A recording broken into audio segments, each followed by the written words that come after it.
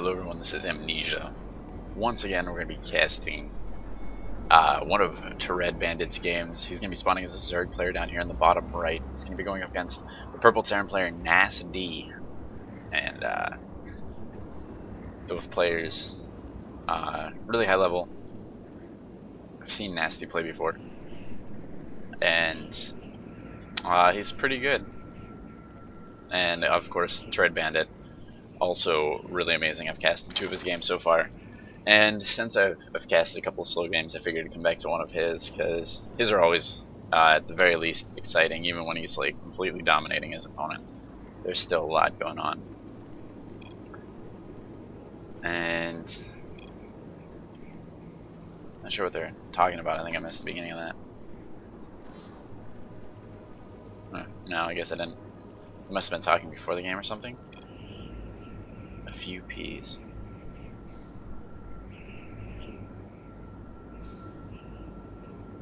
Do not understand what's going on.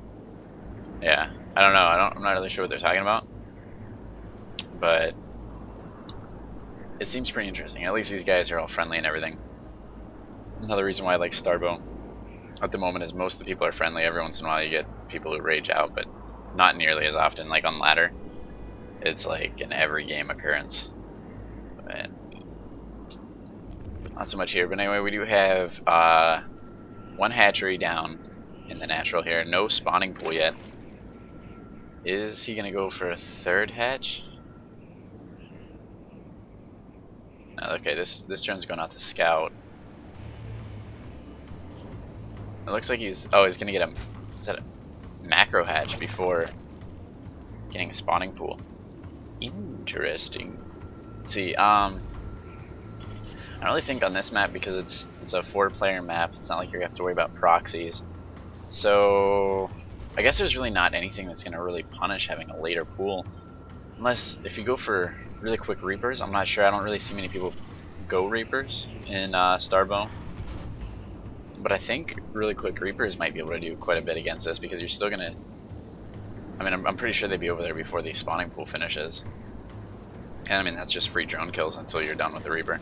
I really wish people would use the Reaper a little bit more in Starbow. I feel like it's not really that bad of a unit. When I first started playing, a couple people used it for the C4 charges. And I remember I played a game where I was Zerg, and like somebody just like started lining my hatchery with C4, and I didn't even know that Reapers had that ability yet. So they just like, I'm just sitting there mining, you know, like I'm microing against the Reapers, thinking that's all I had to worry about, and then all of a sudden all my workers blew up and my hatchery was at half health.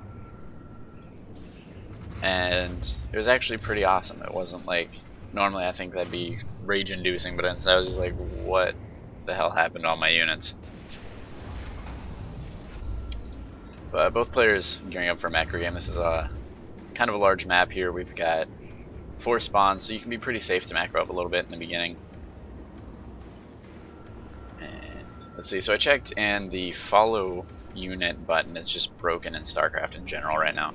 So that's why I have to have kind of like jerky camera movements and everything, so I'm sorry about that, but hopefully Blizzard will patch it here pretty quickly. A couple of Zerglings gonna kill off this scouting SUV. Stim is being researched right now, right over here. And we've just got Marine so far. Our bunker will be going up shortly, I assume. And we've just got a 4th hatchery coming down here, the 3rd base, but a 4th hatchery. Way up here, TEHREDBANDIT likes to always put his 3rd base a little ways away. I'm not sure if it's because of the added defensibility of this position with this choke here and no high ground lurking around, or if it might just be so that it's less likely to be scouted sooner. But can't really say. Either way seems like 2 bonuses to me. The only downside being that it's so far away from your natural base there. But when you have the faster army, especially if you're going up against a mech army, you don't really have to worry about not being, you know, you have the mobility to save that kind of stuff. So we've got Zergling speed about halfway done as well. We've got more Zerglings being pumped out, and we're most likely going to go into the mass Zergling, mass Baneling early mid game that TEHREDBANDIT likes to play. A couple medics on now. We don't see many Firebats, and Firebats really seem to be the key to defeating this style of play, because the Firebats are going to be able to do a lot of damage, and they're also going to tank a lot of Baneling hits when you have the medics there to support them. But NasD moving out here. He's coming across this first scouting Zergling, taking it out no problem. Baneling nest just started, so there aren't going to be any banelings that he has to worry about. He might be hitting in a key moment right here. We'll see. All the Zerglings pulling back a little bit, and he's just going to have to get ready for the flank. Sending one more scouting Zergling out there to see where he's at. There he goes. He scouted it now. So the Zergling's getting ready to bounce into action here. 14 more Zerglings just finishing up, and he's going to have a nice flank set up here. NasD splitting up his forces just a little bit there. He's going off one of the Zerglings. And he's going to come in from the third side. It looks like he's assuming that a third has been taken, but the third is not taken right here. So he's seeing that. One scouting Zergling running down there. And perhaps, whoops, bumped a button there. It might be that NasD is, where is he scanning? Oh, there he goes. He's scanning the natural. Okay, Overseer flying through there. But it might be, no. Okay, so he's going to try to go in here, but now he's completely surrounded. Baneling's on the way. He's going to stim in there and try to focus them down. Zergling's coming in for the surround, focusing down another set of Banelings, but these Lings getting a nice surround. I think that NasD might actually hold this, though, and Red Bandit forced to retreat. A couple of Banelings coming in from the left side. Zergling's going to try to lock them in, only taking out a single medic. These Zerglings trying to get this surround, and they do get a nice surround. NasD dancing back and forth with his group of bio there, stutter stepping the whole way across the map. And more Zerglings on the way are going to have to save this. And they're going to stim and try to focus down this Baneling nest, and the Zerglings trying to stop that. They do save the Baneling nest, and more Zerglings will stream down here, and this should be able to shut this down. The medic's in such good position surrounding the Marines, but the Marines are slowly being taken out. And the Zerglings finally going to clean this up. The medic's forced to run home. Two of them will not make it for sure. These two could stim and try to get out of there, but no, it doesn't look like they will. And they'll be cleaned up as well. So nice hold so far. The Zerg player did lose a little bit more there because of all those Zerglings he had to throw away in the start, but not a bad position. He is up on one base. You kind of expect when you're going against Terran to lose a little bit more resources, so not a big deal. More and more Banelings being morphed in here, and this is where the Red Bandit really starts to shine. He gets this real dominating feel to him while he's playing.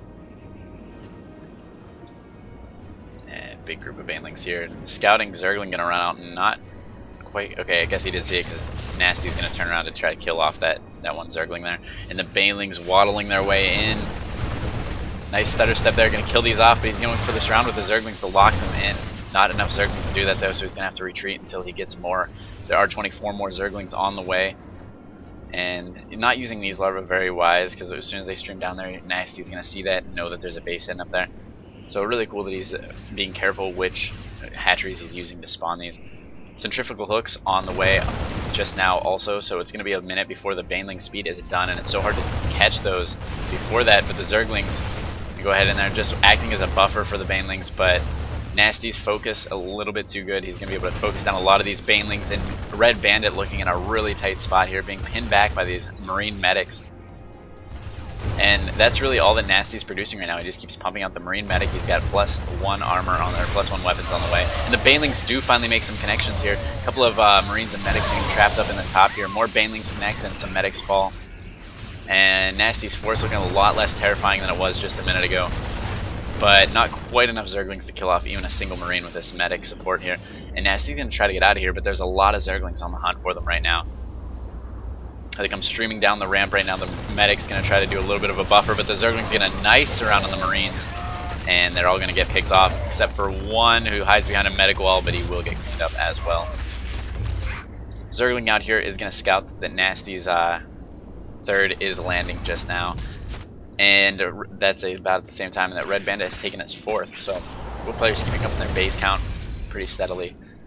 It's so fun to watch high-level games like this. Like I watch my own games, and it's depressing. The people that I play and myself, we don't know when to take bases properly, and we get distracted by micro. But these guys, it's so awesome. You see these awesome micro battles. You see tech advancing, and you see bases all being taken at the same time. It feels like there's like 7 different people playing each team, I guess. This is what like where Baneling's rolling in though, making good connections before NasD notices. And some more Banelings coming in from the back. Huge connections by all the Banelings. And NasD doesn't have much to hold this base anymore. Suddenly the stream of Zerglings is going to be very powerful. The SCV is forced to evacuate there. More Zerglings actually made it into the natural, sitting on top of the supply depot so that they cannot raise and save their building. More Marines streaming down here though. Gonna try to clean this up, but there's so many Zerglings. And this might just be the end of it. Red Bandit getting in the middle of the production here. More and more Zerglings streaming across the map. And what can NasD do in this position? He needs to raise these first of all so he can start roping off some of the units. But he isn't able to. Hidden third, he asks. Yes, and a hidden fourth. And there we go, all of the supply depots falling.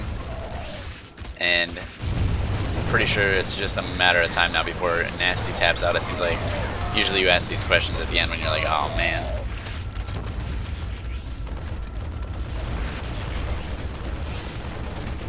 And yeah, Red Bandit has the right of it. When you have a fast army, it's always good to keep your bases spread out. And NasD just playing really well. I was really surprised to see how well just Marines and Medics can do in this game. Really cool to see, and really nice control by both players. And Red Bandit though, he just is bailing Zergling micro, and control is just a little bit too over the top. He's too good. And I'm gonna speed it up here a little bit, just so he finishes off, because he's just cleaning up all the buildings. And there's the good game. Really great. So thank you once again, Red Bandit, for giving me these replays. Always nice to see some high-paced, exciting replays. And I'll see you guys next time.